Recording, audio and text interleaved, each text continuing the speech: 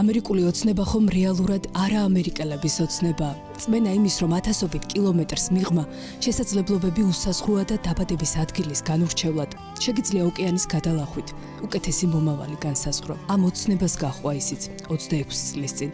გიორგი წურწუმიას ამერიკული თავგადასავალი გასული საუკუნის მიწურულს იწყება, როცა მწვანე ბარათმა მშობლების არჩეული გზა თავისთავად გაკვალა. ამ გზაზევე იყო პირველი საქმიანი ნაბიჯებიც. დისტრიბუციაზე გავლით საკუთარ ავტოიმპერიამდე. გაზეთებში იწერებოდა, იყიდება ესეთ ავტომანქანა და დავიწყე ამის ძებნა. მე ვიყიდე, მალევე მომბეზრდა, დავიწყე გაყიდვა, ძალიან სწრაფად გაიყიდა. მე მეორე მანქანა მივიყიდე, მალე მომბეზრდეს ეს და ძალიან ადვილად გავყიდე და უფრო მეტად გავყიდე, ვიდრე ვიყიდე. და ამის მერე აქ მეგობარი მყავდა, იმან მირჩია, მკითხა, ხوار გამოვაგზავნეთ ერთი მანქანა, გამოვაგზავნეთ ერთი მანქანა და ძალიან სწრაფად გავყიდეთ. ერთ მანქანას მეორე მოჰყვა, მეორეს მესამე. გეომეტრიული პროგრესიით იზრდებოდა ტრანზაქციების ოდენობა, თუმცა ეს 2008 წლამდე. აგვისტოს ომმა სამშობლოში დააბრუნა ერთი გზის ბილეთით. მოქალაქეობის მიუხედავად დიდხანს უკან აღარ დაბრუნებულა. აქვე შექმნა კომპანია, რომელმაც ამერიკიდან საქართველომდე ავტომობილების იმპორტზე აიღო პასუხისმგებლობა. ბიზნესის განვითარების უწყვეტ სერიას მალევე ერთი ზარი წამოეწია. ამერიკიდან გამიშთა შემოთავაზება, რომ ვაქირაებთო ჩვენო სადილეროსო, ავტომანქანების აქ იყო ადრეს სადილერო, ისინი წავიდნენ და ხომ არ გინდა ქირაობა. ისეთი ფასი შემოთავაზეს, არ იყო დასაკარგა. და ვიქირავი ეს ადგილის ტერიტორია. მანამდე ვიყავ მარტო ექსპორტიური. მერე დავაფუძნე თვითონ იქავრი ნიუ-ჯერსის შტატში სადილერო, საცალო.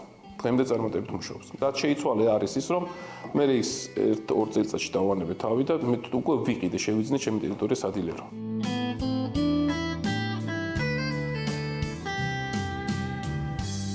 ამერიკულ ბიზნესს ქართველი მესვეურით ნიუ-ჯერსიში ყველა კარგად იცნობს და დიდი ხანია აღარც მხოლოდ ნიუ-ჯერსიში. CG Luxury Autos სარეალიზაციო მასშტაბი 50-ვე შტატს მოიცავს. იქვე კოლუმბიის ოლქსაც. ყოველწლიურად გაყიდული ათასობით ავტომობილი დიდი ხანია ჩვეულებრივ ამბად იქცა. ისევე როგორც ბიზნესში ჩადებული ინვესტიციებიდან ამონაგების ზრდადი კოეფიციენტი. უყოს მანქანები აუქციონებიდან იქ დაუმტვრეველი მანქანები მხოლოდ და მხოლოდ იქ დაანამტვრევს და განაკეთე მანქანას ცუდი სტატუსი აქვს და ვერ ყიდი კარგად. ასე რომ დაუმტვრეველ მანქანებს, სულთან მანქანებს ყიდულობთ, პირდაპირ ჩამოყვავს, წმენთ და პირდაპირ ყიდით. ჩემი მაქვს ყველაფერი. სადილეროში და გადაზიდვა გიგანტურ ჩამტვირთვა კომპანიებთან კონტრაქტები.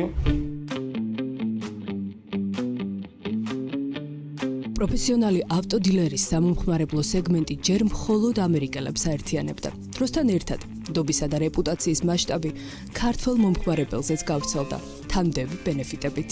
ქართველებს ვიცი რა მანქანებიც უნდა პრიუსები სამუშაოდ, ჩადიან და დელივერებს მუშაობენ. ერთადერთი გამომდგარი და გამართლებული ამ დროს ჰიბრიდული, რაც წვავს ნაკლებს და დავიწყე ამ პრიუსების მომზადება, მომარაგება, დავიწყე შიდა განმოდებები. ეხლა ცოტა შევამცირე, ერთი 300 პრიუსი მარტო გავყიდე სადღაც 9 წლის განმავლობაში ამ პირობით. მომავალზე ფიქრი მუდმივად მეტის გაკეთების სურვილი გონებას არ წმუნებს, რომ შეუძლებელი არაფერია. ყველა კრიზის სირთულეს გამოცდილების ერთ ხურჯინში აგროვებს და მერე ისევ თვით განვითარებისთვის იყენებს. ასე გაიარა საქმიან ცხოვრებაში 25 წელმა და ასე დაიწერა ერთი მმართველის ქვეშ ორი ბიზნესის ისტორია. საქართველოში მე მანქანები არ მომყავს, მაგის დრო არც მაქვს. აი ესე დილერებს და კლიენტებს ჩამოყვანე სერვისით ემსახურებით. მანქანის რეკომენდაციას ვიძლევით, უმოწვევთ ისტორიას, რაც შეიძლება ყველაფერი. ამას შეიძლება აკეთებდეს, რასაც მე ვლაპარაკობ, ყველა ოფისი. უნდა იყოს, მაგრამ ფასებში ვერ ავლენ, იმიტომ რომ ესენი არიან ფაქტიურად სხვის გაყიდულობა და მოსახურებას ამერიკაში. შეიძლება ეს ოფისი საქართველოში იყოს კეთილსინდისიერი, მაგრამ ემსახურებოდეს არაკეთილსინდისიერი ამერიკაში. აი ამას უნდა გავუსვათ ხაზი. და მე ჩემ შემთხვევაში ვაკეთებ, მე ვარ, ჩემი თავი არის ის, ვინც მემსახურება მე. ამერიკული ბაზრის სიღრმისეული ცოდნის უპირატესობით საქართველოში ამერიკან ავტოსეილი, როგორც კომპანია de jure 10 წლის წინ დააფუძნა. აწყო სისტემა, რომლის მართვა და მომსახურების სრული ციკლის კონტროლი მსოფლიოს ნებისმიერი წერტილიდან ერთი სატელეფონო ზარით შეუძლია. მანქანას როცა იყიდი აუქციონზე, ეს არნიშნავს, რომ ამით ასრულდა მისი ტრანსპორტირება საქართველომდე. ხან მოყვება საბუთი, ხან არ მოყვება. როცა არ მოყვება, უნდა დარეკო აუქციონზე. ასევე უნდა შეუკვეთო პოსტით გამოგზავნა. აუქციონების მირეკავენ თვითონ ხანდახან მანქანას მოვიგებთ, არის ესეთი შემთხვევებიც, გამყიდვას არ აწყობს ეს თანხა და გეუბნება რამდენად შეუძლია რომ მოყიდოს მისი მანქანა. შენ შეგიძლია მიიღო მისი თანხა, შეგიძლია შენი შეთავაზო, შეგიძლია უარი უთხრა. ყოველდღიური კავშირი გვაქვს მაინც ამერიკასთან პირდაპირი ხაზით.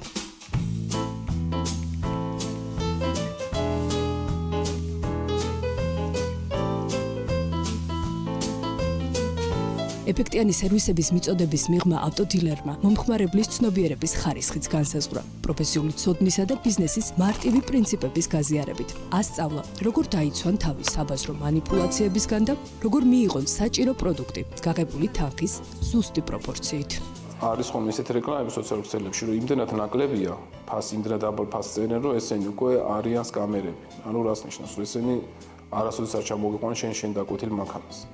იმიტომ რომ ღირებულებაზე ნაკლები უდევთ ფასი და ესენი საქართველოსთან არ ტვირთავენ ამ ქართულ ვიდეოებს, ესენი ტვირთავენ საზღვარგარეთიდან, რომელთაც ვერანაირად ვერ დაიჯერენ. აქვთ საქართველოს ბანკის ანგარიში, რამოდენიმე ხელი გაახსნიან, მე იქიდან ფულს ამოიღებენ და აღარც გამოიხედებიან აქეთ. ამას ურჩევ, რომ ასეთ ანკესებს, ეგრეთ წოდებულ ანკესზე არ წავიდნენ და არ ენდონ. ხელშეკრულება არაფერი არ არის. ადამიანი თუ გაქრება, შენი ხელშეკრულება რჩება ფარატინა პროცესი. ხარისხი ნიშნავს საქმის სწორად კეთებას, მაშინაც კი როცა არავინ გიყურებს. ჰენრი ფორდის სიტყვები პროფესიონალისთვის ცხოვრების მთავარი კრედოა, ბიზნეს მიღწევის მთავარი გასაღებიც. 25 წლის შემდეგაც ამ პრინციპებით აგრძელებს საქმიანი ცხოვრების გზას და ამავე ფუნდამენტზე აშენებს ბიზნესის ახალ კონსტრუქციებს. არ უნდა მოატყუო არავინ, არც ერთი კლიენტი არ უნდა მოატყუო და არ დაპირდეს იმაზე ზედმეტს, რაც შენ არ ძალგიც იმის გაკონტროლება. და შემდეგ სწორი გამოთვლა, როგორც წაღან თქვი, არ უნდა შეგეჭამოს ფული, სწორად უნდა დათვალო შენი შემოსავალი, დროულად გაწერო, თორემ მე დაგავიწყდება. ეს ორი ძირითადი თვისება აქვს ბიზნეს გადარჩენას. ბიზნესის განვითარებისთვის კი შემდეგი ეტაპი ცენტრალიზებულიდან დელეგირებულ მართვის სტილზე გადასვლა და ოკეანის ორივე მხარეს ბიზნესის ექსპანსიის გაძლიერება. არა მხოლოდ ზომით, არამედ ახალი სტანდარტების დამკვიდრებით.